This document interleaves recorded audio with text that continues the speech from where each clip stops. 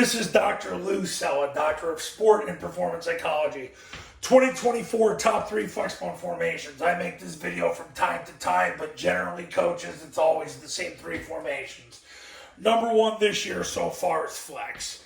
Flex pretty much is you got the center up on the ball, you got the guards about 2.5 feet away from the center, the tackles 3.5 feet away from the guards, you got the receivers 3.5 feet away from the tackles. I will say at times you'll see Army and Air Force have a player with an eligible number with their hand in the ground. Let's call them tight ends. They do from time to time do that, but the majority of the time it's receivers. Quarterbacks under center, the A-backs are behind the tackles, B-back is behind the quarterback. That is by far the number 1 formation. You can run the entire offense from this formation without a problem. Flex, number 1, not even close. Number 2 is heavy. This is where you bring the tackle over, split the receiver out wide, and you either put the receiver in as the backside second surface player, or you bring in a player and basically he has an eligible jersey number. The key is on the backside, he's got to have an eligible jersey number to force the defense to cover him. That's what usually allows you to have the numbers advantage here. They basically utilize it, and then if a team matches their numbers, the gag is up, and there's no real need to run heavy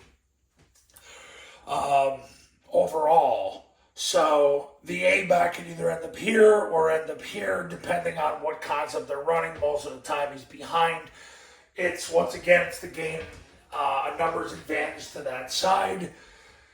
So that's heavy. Heavy, you can run zone dive out of it. They are running more follow out of heavy, at least the Army is. They're running more follow out of heavy, where he becomes the fan block guy, and they're going from there. But definitely heavy is number 2. Spread is number 3. They're running less spread because they're running less trap. Trap, they've always tried to spread the field, to pull people out of the box, and to also make it look like midline triple option. They still run midline triple option more from a spread formation where the receivers are out wide, whether they're on the numbers or they come in a little bit. The A-backs are there, quarterback, B-back, and the 5 linemen. Midline triple is the predominant formation. They're throwing the ball less out of spread than they have been, but overall, they're running less spread this year because they're running less trap. I mean, the big play is zone dive. Zone dive, you run out of flex or heavy. Mid-triple, you run out of spread, but you can also run it out of flex. Follow, they're running more out of heavy. You can also run it out of flex, but interestingly, Army is running it more out of heavy. They're running down, kick more out of flex. They're not really running much down. They ran it twice in the game against Tulsa last week, but overall they've not run much down, and they've run very little trap. But when they run the kick, they've run it more out of flex, where in follow they've run it more out of heavy. Zone dive is probably flex then heavy. The toss, I'll tell you what, both Air Force and Army run it to a 2-man surface more now. Ideally, it's and I will say this, and I think this is the independent variable. In a high school, it's a lot easier to run it to a 3-man surface in case the ball doesn't get pitched wide enough. You can pin and pull it. And I do believe that really helps. It's helped a lot of my clients. But overall this year, they're running more toss to a 2-man surface. So spread is being utilized to run the toss more. The passing game, switch is getting run more out of flex. Vert is really run more out of flex. Boot is predominantly run out of flex because it's compressed. Flex, they get more explosive plays out of it. Air Force talked about it last year. Obviously, Air Force this year definitely isn't what they were last year.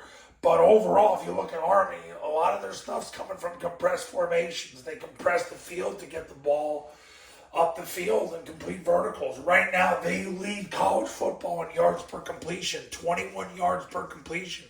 This is where they're getting yards, compressed formations, compressing it. Basically, it allows them to run switch, vert, and boot. So those are the top 3 formations right now. And frankly, it's all you need. I've said for years, you want to have high impact formations. You don't want to run a lot of formations because formations make you brain dead. Those are the top three. This is clearly number one. This is clearly number two. This is clearly number three. In flex, though, at times they do have a tight end type player on one side, a receiver on the other side. They are doing that more than they have in the past. Predominantly, it's still two receivers, though. But overall, those are the top three formations. And we'll see how it evolves as the season goes on.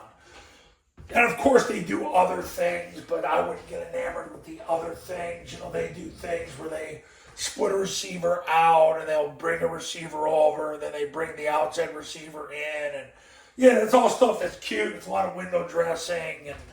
But listen, the bottom line is you got to have the concepts tied to the formation so you can execute. At the high school level, it's all about execution.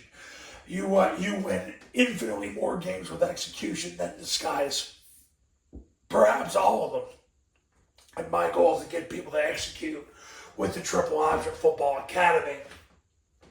So if you're ready to get ready for 2025, pick up your phone and call me right now at 570-332-0265, 570-332-0265, and go to tripleoptionfootball.com/testimonials where you can see all the success stories that have come from the camps and the academy.